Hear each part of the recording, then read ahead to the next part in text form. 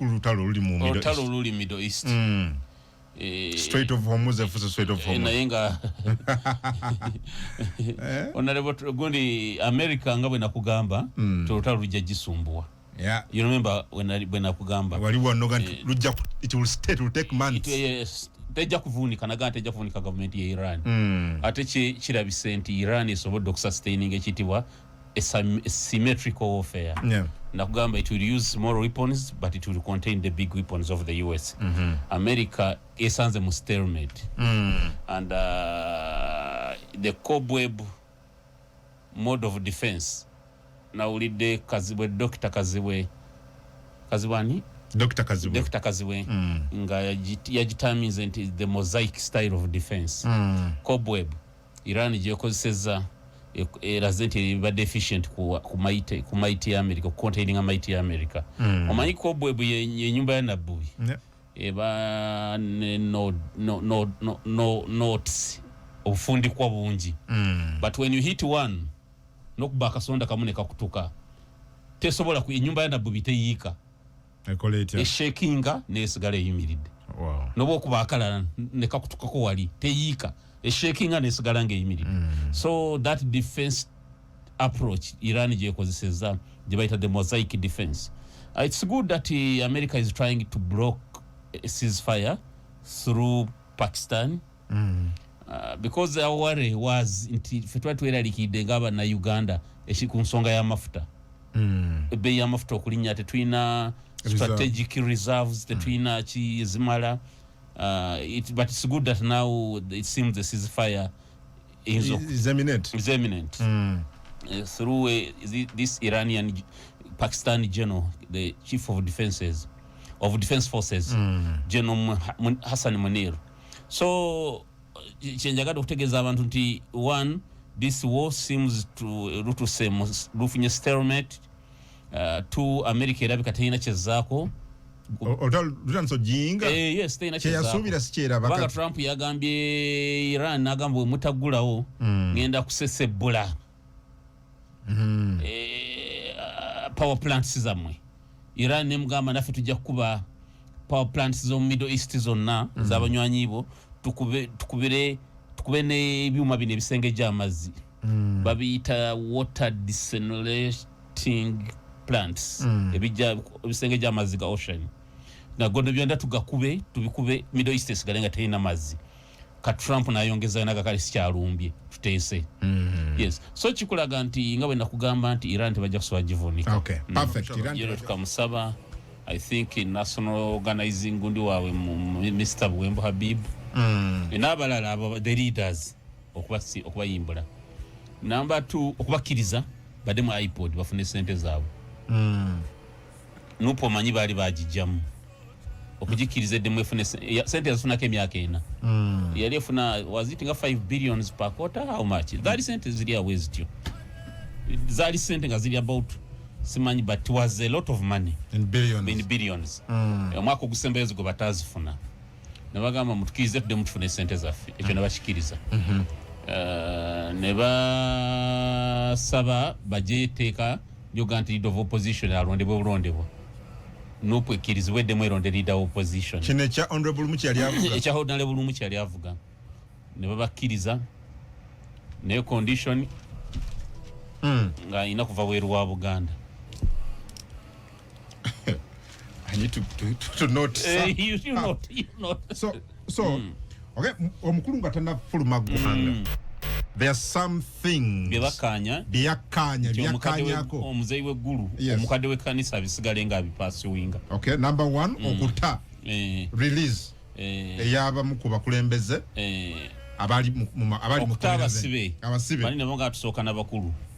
Okay, ekyokubiri nupo ekizweddemu iPod efune sente zaayo. Ekyokusatu babakirize basigaze leader of opposition bali ne bakkiriza nene bagata ina kuva mu Buganda.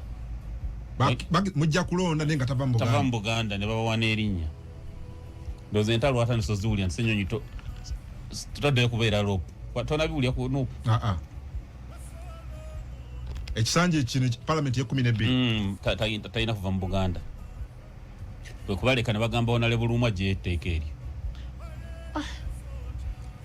kuba lumu yali ekyanewunyisa lumu yali azze n'amaanyi mangi twali naye ku lwokubiri ku programu ya TV ekiro nga ebbago lino lijja for second reading mu parliament ku lwokuna all of a sudden ku lwokuna naga ndijeeyo naye nga ku lwokubiri ekiro yali atukakasizza ng'olaba mu maliriva ebbago lino I must pursue it mpaka gye linaggwera ndijeeyo kati mu kugenda bano bali mukulu Kyagulanyi bagamba osobola okumalayo ebbanga lyoyagala lyonna kati mukulu Kyagulanyi ndowooza senses ne zimujjira nti nyinza okukomawo nga mpambiddwa kulayira bakugwa nyina okudda kati and I think he's returning in May okuwambibwa otegeeza ki ayinza okujja nga another force has emerged ezo account nogireka mu mikono gya Lubongoya ne Katana iPod tokumonga ensava tokumonga ebintu birala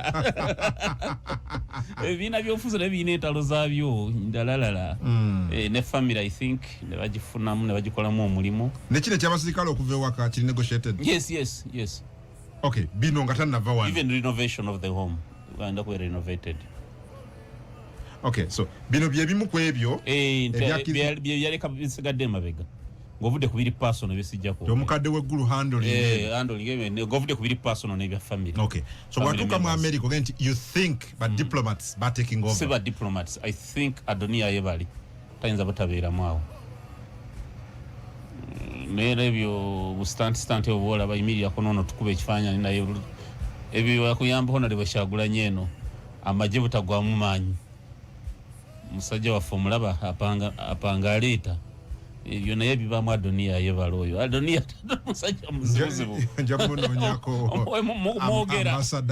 mwogera nja munoonyako mwogera munoonyi sisobola kulemera kufuna namba musajja muzibu is a snake charmer okay but again Honorable Munyagwa just look at the Daily Monitor wonako olwaleero agati waliwo ensisinkano first of all agamba there were so many engagements wano munda mu ggwanga n'ebweru zibadde zigenda mu maaso ne specifically boogera ku meeting eyaliwo wano nga yali mba diplomats wano munda mu ggwanga aba wano mwalimu ambassador William Pope wa ggwanga lya America wano munda mu ggwanga ambassador wa Bungereza wano ba high commissioner wano then ne ambassador wa European Union wano tibaz kosane deche ne Inter-Religious Council yes bidala but kyengeza ko kulaga bola botulya Honorable Kyagulanyi byagenze mu America teyafunye reception nnungi twabaddeyo kajanja ngovudde kubine byokuyimba endogo ku speed neti mwamba mu government officials bamtewaddeyo kajanja meaning nti bo bali bamaze okutegeera enfuluma gye yakola ki yafuluma wano tekalinga kajanja kaluli yes bategedde one Abamerika bakimanyi Honorable Kyagulanyi tasobola kutwala government lwaki bakimanya why tu ne bamanya tali consistent ku lutalo Honorable Kyagulanyi bwe yava eggulu yafuna reception y'amaanyi mu America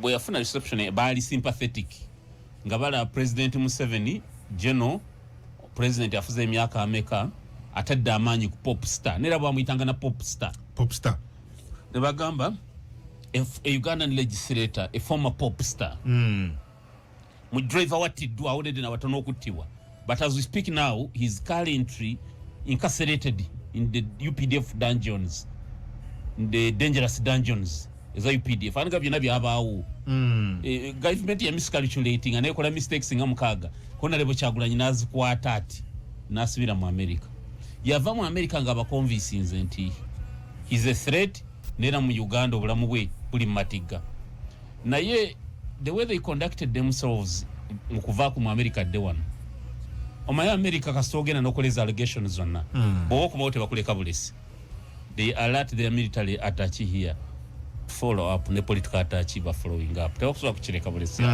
so they followed up I think ne bamulanda kugamba waliwo ebintu byokola America ne baseka bwomala okugamba nti mbadde ngenda kuttibwa biki bagala kunzita ntya n'okuddayo n'ogamba nenzirayo kufanda bika bagenda okuba bakyali awo bambega babagamba naye ngaali ku beach ngavaako kiro ku maato bagenda okutta ngaabeera mu kucakala sajja bona nga bali mu kuwasa mbaga sajja America nekitegera nti diiru yayiika Nyina mukwano gwange yagenda mu America nkaluka 2016 kakagwa. Twali mu FDC. Na sinkana bakano ba Pentagon mukaga. Kano. Ba Pentagon bakano ba America ku Pentagon. Mukaga 6 of them. Ngamulimba special sabenjawulo ku nsonga za Africa ku nsonga za majega ya Uganda. Ne bamugamba mu FDC tetusobola kubawagira. Nabuza lwaki. Ne bamugamba nti twatwala Uganda twagiragire twala amaje Somalia. Mwatuza press conference ne mukiwakanya mwogezi wa Ibrahim Semujunganda nga nakatambi bakayina. Kakati America eba ne interest zayo. Nejukira Semujja tuza press conference ne chanjo wa jema mugenzi chanjo la musasire.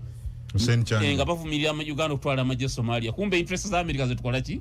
Kati tugenda okubera opoke ku birendulu mu America mwete muli balungi. Kumbe baba goberera ebigenda mu. Mwete kakati wano baba kugoberera. Kati ova reception mu America teyabadde nnungi. Tasobola na kumalayo na myezi 2. Tetulayo kujanja waza. Tewali yo reception. Babi manya nerando I think here it was. Babi era involved kwaganta you just de-escalate.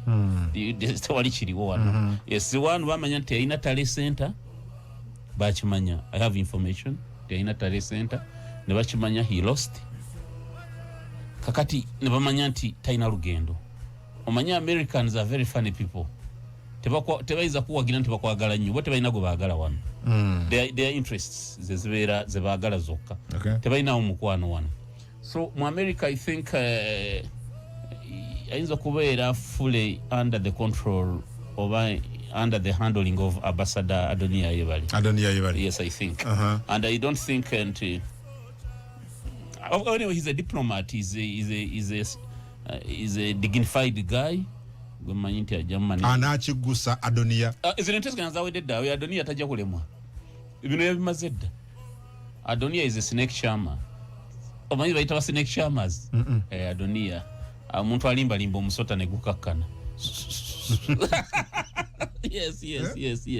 So he's a snake charmer. Yes, snake charmer. So ijengezaako kulaga tewaliwo ebya Chuck Norris style, Rambo style and in break, prison break in some tebyaliyo. Yes, he was just helped out. Okay, but and indeed he was helped out because we are promising empty air yali alimba. Ngaalagezako haringa threats is totally backed up with actions. Omanyi mu lutalo kibinyo. Who benefits from these negotiations? Nope is going to benefit because every we do. Of course, nena ne Museveni naye Museveni naye nopo badde weddo yalimba abantu tugenda kubanja akalulu gedo byonna badde bijiremye kubanga teyayina prep nze nali ku ground nga sina kyendabako nga tebaliyo nakugamba ku these people are not there bana tebaliyo ne kugamba abantu bagenda kulaliza nupo bavaka baba fairinga ojukira nga nkikugamba temusobola kubanga mugenda Sembabule ne muva ne motoka Kampala motoka nkaaga. Nemugenda ne muzijamu ne muziba mu trading center kona ne kajula olwabawo be mulesawo be baani okitegeera awo ne muvaawo nga muina pichi bazitanga zugu mu Buganda zazunga nge Kampala ogisanga mityane temusobola kola artificial rallies ne muvaayo wantu nga temuina structure ne kubuza tale center ya bweriwa. Nyina mikwano jange abaka banupu benakuwa benawe baluwa zange esainingidwa mu Nyagwa zibakumira akalulu kayo nga tebalina na baluwa za agents tezituusa nyibawera 25 ampakanya angambe mbambuli. So kyengeza kulaga they were not organized and prepared. Kati singa tebaba wa omukadde w'eggulu singa teyayamba Kyagulanyi mu evacuate ku mujja wakawo neba security netambulya ku threats za Kyagulanyi. Kyandibadde kibi because bakutandi kusibidde wakawo for months toyina answer toyina yona ka group ko tegese kagenda kwa pricing toyina and then you are finished. Tasobola kumala myezi 2 mu America. Tasobola bajamu wambe kibina kijamuva mu ngalo okulayira bakugwa ina kuyingira wano mu Gwokutaano. Ogwokutaano omusubira kubira wano nga kwa kagwa okulayira kibina kijamuva mu ngalo. Well amawulire gano I'm wondering now Interreligious Council teya brokering anteseganyezo. Interreligious Council bajingizamu okukiwa brand okukiwa face n'ebintu ebyo byatandikibwa mukadde w'eggulu ne mukadde mukulu w'ekkanisa ne mukulu we then kojogatta diplomat oyo I think Adonia Yebali. So it's true negotiations have been happening. Yes.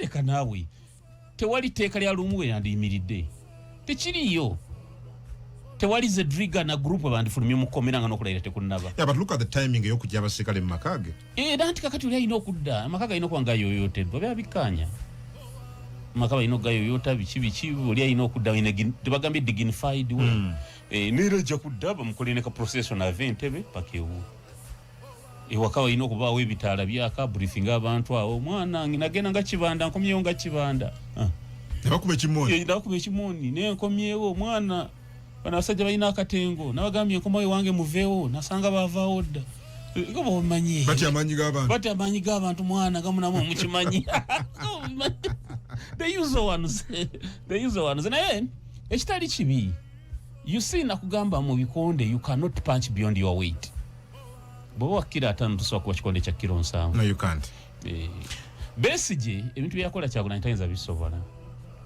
ebiri byabanga byakusiba mutima muganda wange kungu nga mumaze akalulu kakagwa ne mukamandinga byali bintu bikambwe oko tuwaka biki byali bikambwe se tumunenya okuteesa si kibi kubanga amanyi geyo gakoma naye kinyiza kyali kimu kinyiza Honorable Kyagulanyi 1 kulimba baana kuteekawo ekifaananyi kitali kituufu number 2 okudemonizinga engeri gye bademonizinga fa abaali wanabyafuzi basangawo ntwatukolagana ne President Museveni tukola kitu ya mulime ne rozisere musajja yabalema abamu ababakta yakalunde mutunuli abutunulizi byokka byemba nenya bayogera ebigambo bingi kusinga basobola okukola well but omwogezi w'ekibiina kye Mwami Ssenyoyi leader of opposition gambye olunaku olwaleero nti Mwami Kyagulanyi tasobola kunegotiating his return but also ne Mwami Kyagulanyi badde ayogerako ne radio gye kugambye ya Bufaransa I think Bufaransa yes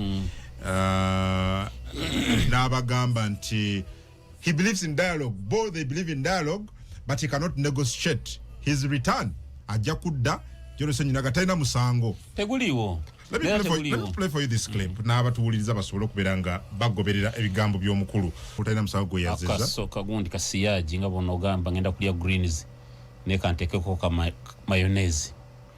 That bitematomali ko debate the fact kye kyamuddusa. Kye kyamuddusa. Agali official duties. Ngamba. Bwe yali afuluma okwemulula yali agenda ku official duties Boba laga nti yemulu yagamba anti nzira kuye bali boogera Boba baddenga baga nti yabomba bali bagala mutuusaako bulabe tewabiwulira ebigambo byonna ebyo ate kati byavuddeko yafuusa official duties but you see nze nkugambye Honorable Kyagulanyi nze simunenya n'abakulu ba NUP naye twadde ne road mayor twadde ku gundi ya red ku TV ekiro nempula road mayor nga Honorable Ssenyoyi bagoba abantu mu kibuga oliwa those guys can't punch beyond their weight. What does it mean punching beyond their weight? Mbo wali okubona BMP bo mu Kampala inzo kujaga bana abantu mugoba baki yagambye na abakulembere mu kubaye tasobola wali abeko Honorable Ssenyoyi mu nsonga ezo nti bagoba wali abantu nzize simulaba tasobola ekyo si kyabwe ekyabwe bayina ebigambo ebikwata abavuka mu nebiguno mwana kyali mwana ebibwe bityo byebyo bebasobola naye serious politics okununula mu Uganda tebamusobola kuba kyesitegedde mu bigambo bibwagamba nti Mwami Kyagulanyi talina musango yali yazizza ne polisi bwe yali egamba era ne polisi yakyogera polisi ne bagamba mumunoonya mwagala kumutta se bali insisting nti Kyagulanyi mamunoonya polisi ne talina musango n'amagye waddemba okudda mulimba ate kati byavuddeho kati ali official duties bwe ginagwa emirimu egyo emitongole nga dda Honorable Ssenyoyi is that a contradiction jagala Honorable Ssenyoyi atage ku tiketi ya Kyagulanyi gye yagenze naye ebweru oba teriko return ya May ticket ng'okulayira kwa Kaggwa eriko return ya May ng'okulayira kwa Kaggwa muleke kuzanya ayagenda ku official duties passport yakonebwamu ng'afuluma aba immigration bali babajeewo teri so you challenge them okulaga passport nga yakonebwamu anti official bwogenda official passport ebankone mutrage passport stamp geri mu stamp aba immigration kukisawe yalinga bakonamu bakuvuga bakutusa kutama kanoli nyenyonyi no ganti passport ba babo ganti yali ku official duties ate no ganti yabomba agenda ku official duties atoloka butolosi ate ne bimwade mogera 2 weeks emabega muleke kubyerabira mwade mutugamba Kyagulanyi bali bamuyiga baga mutusa ko bulabi iche shamuduse uwe Nugane barumba ne mukyala we mane bakola ebiscript nayo mwakola era ne batugamba nti abase waliwa abamu security abamuyamba ko kumuwamba nti obisa bebaza ngani kati bino bena byawedde ne mugano ga abasirikale babakwata kituufu wali omusirikale wa yali mu bare ruti nageza kunywa emboze fanne yange ruti embalalo manyiyo simanyi nagaba police boogera nnyo yali anyumya abira ko banne hello nani wacha nikwambie it was tough but you know things became hard but they sorted it out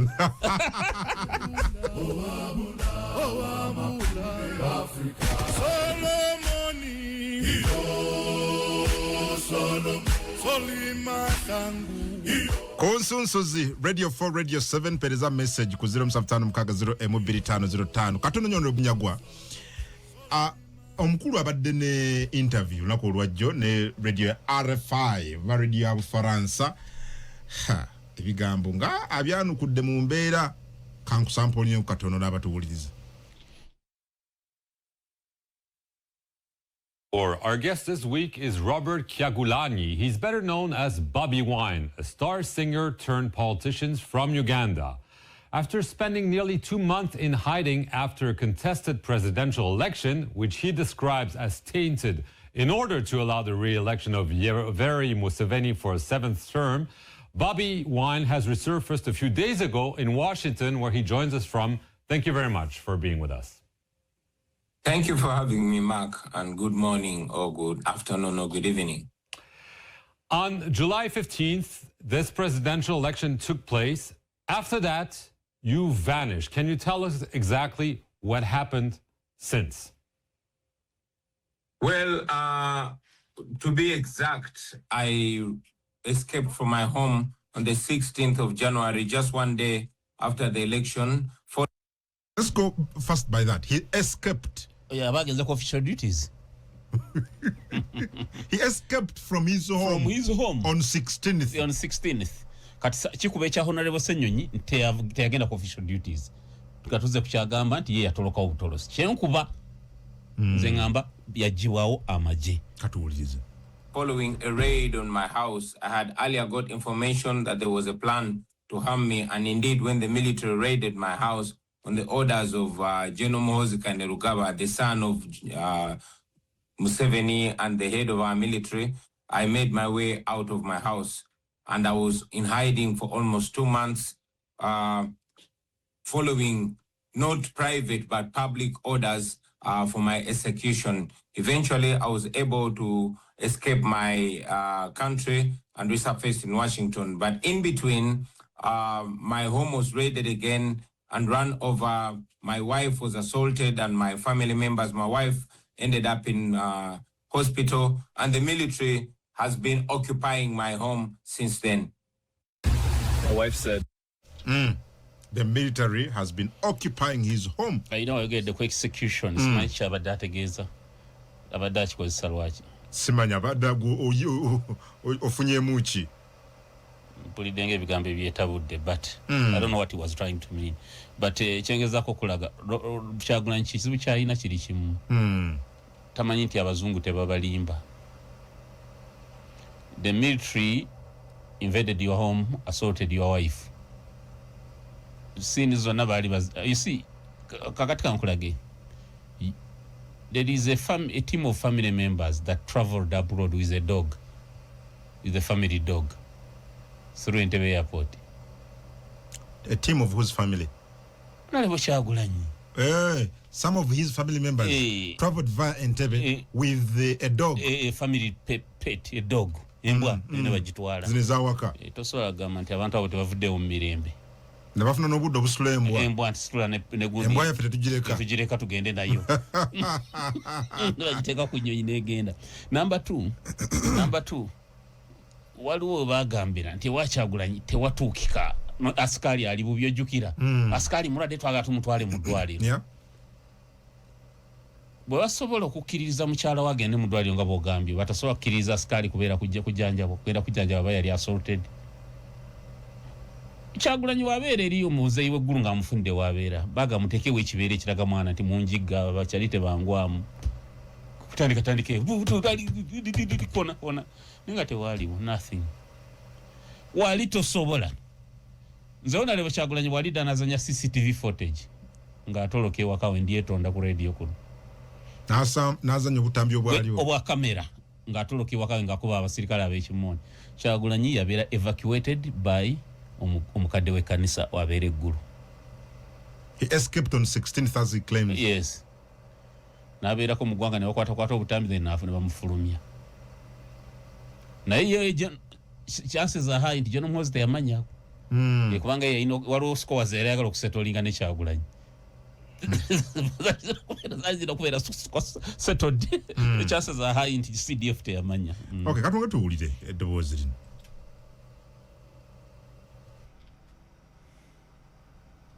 Okay. Atuwuliriza n'ekigambo execution simanyi lwaki akitadde. Tomanyi lwaki akikozesezza.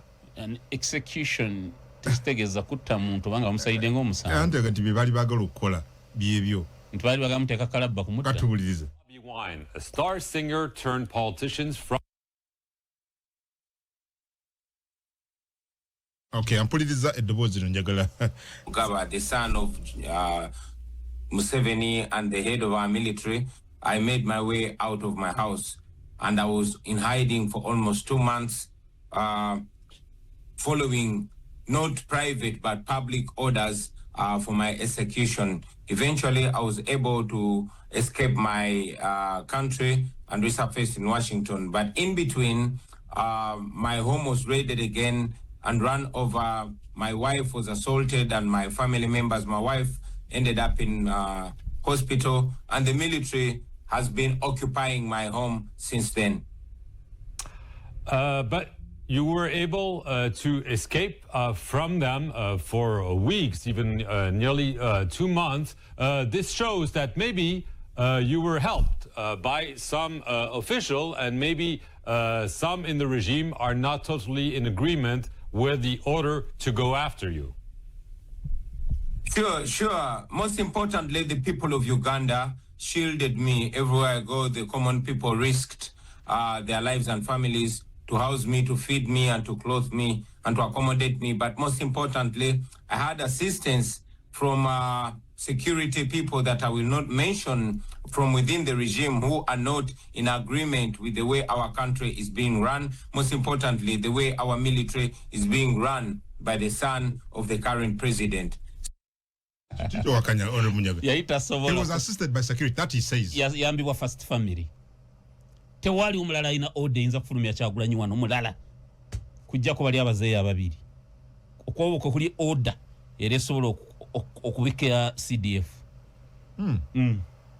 Order yali esobola okufulumya Kyagulanyi wano ya Museveni na genocide. Tewali omulala mu security era ayinza kuyamba.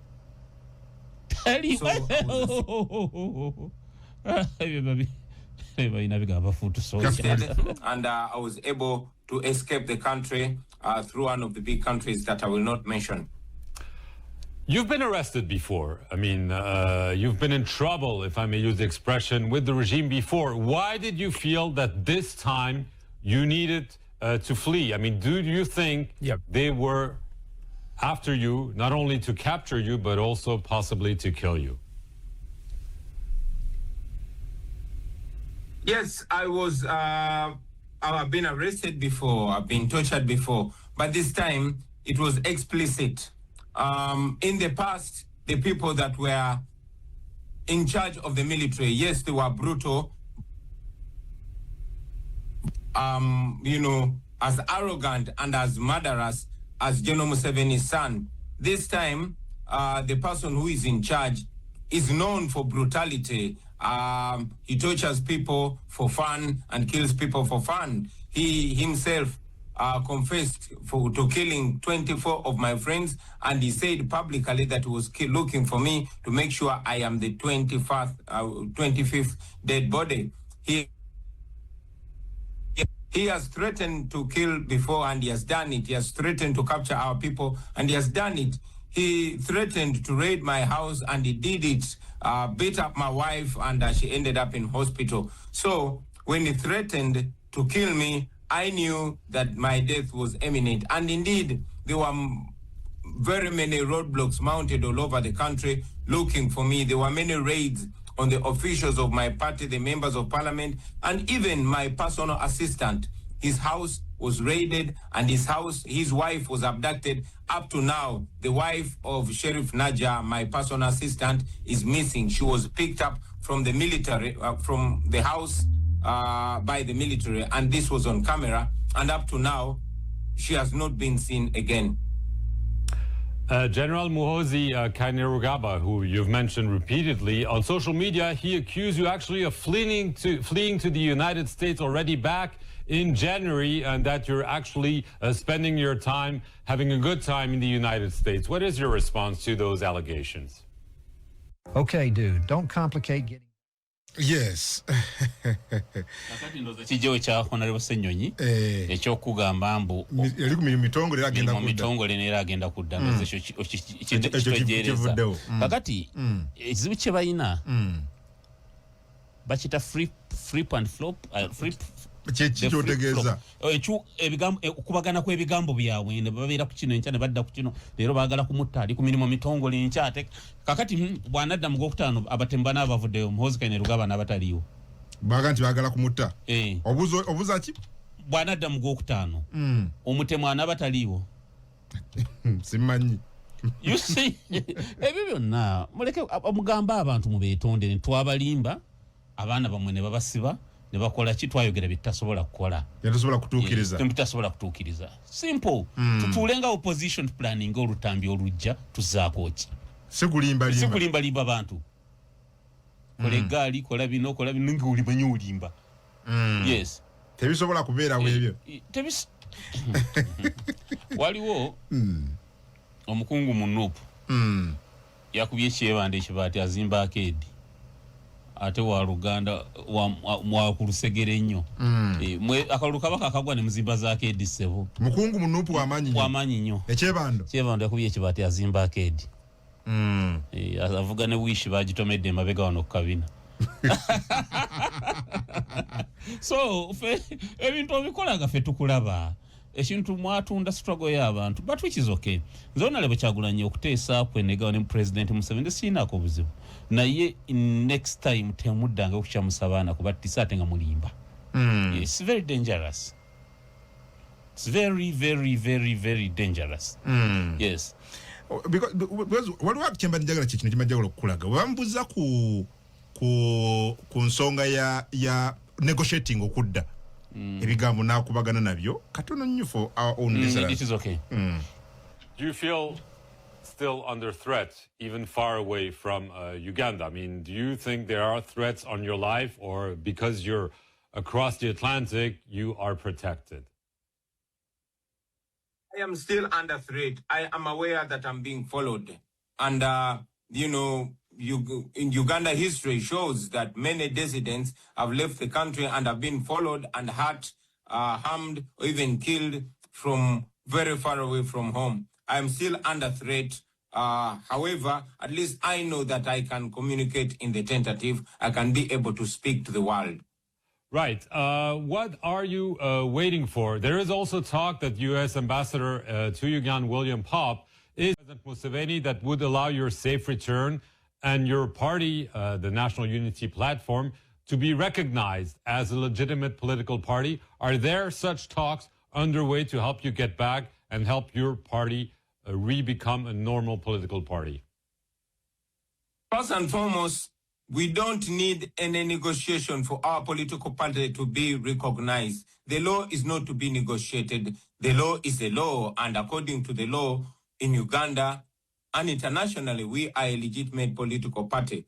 We have never been disagreeable to dialogue. We are for dialogue, but we don't believe in transactional dialogue. We dialogue. Jakoze endala. Abanamawulire ab'ebweru, ab'ensi z'ebweru bakesi. Akulaze tiwaliwo endagaano egezebwako eri mu pipeline eri mu kutuukibwako. Kikulaga nti bamanyi oli muteesaganya nani ne President Museveni. Kyosoma mu bino. Yabijewa munamawulire bwe Bufalansa. Akonye ku US ambassador. Ate US ambassador oyo ne Adonia Yebale bali bati. Adonia Yebale. Adonia Yebale. Naye mukulu akugambye I am not going to negotiate for my freedom. My freedom must be guaranteed. But you're already negotiating. How did Zedriga, the Mwaga Zedriga ali munkambi za majeso waga yavaya ate atadde kushitebe nganyirira ati. Already oli munte bamanyi oyo munamuli akulaze nti nkimanyi waliwo endagaano ekolebwa kyagamba you are part to be recognized kwe kujiza mu iPod kyenda kugambye kyabanategeeza sente nze kungumaze mu opposition mu emyaka 26 20 years 26 katto ina bijja kuntiisa nze komere esooka lye nayingira naliyingira ndi ku University Makerere CMI wali ewandege ya kubitooke mayombo yantwala twali tugeza kuyiwalala ya President Museveni ya referendum e Makerere n'odongoto nga abamu bali mu kunywa njaga wala jikuchakala kati tosobola kugwe kuŋŋaana kwogera ku opposition tosobola okay obasibudde bana mbasibudde